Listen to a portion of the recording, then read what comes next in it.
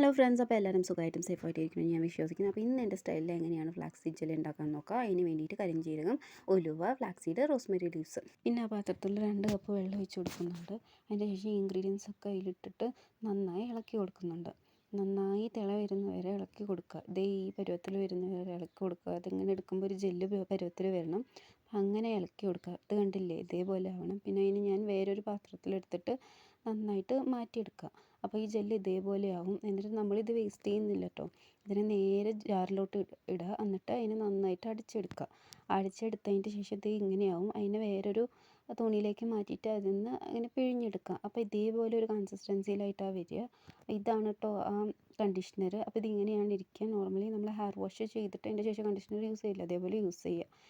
ഇത് കണ്ടില്ലേ, ഞാൻ അപ്ലൈ ചെയ്തിട്ടുണ്ട്. അപ്ലൈ ചെയ്യുന്ന വീഡിയോ ഒന്നും ഞാൻ ഇടുന്നില്ല. എന്താ വെച്ചാൽ വീഡിയോ ലെങ്തായി പോകും. അതുകൊണ്ടാണ്. അടിപൊളിയാണ്, ട്രൈ ചെയ്ത് നോക്കൂ. ഇതേപോലെ മോർ ടിപ്സിന് ഫോളോ ഋഷി.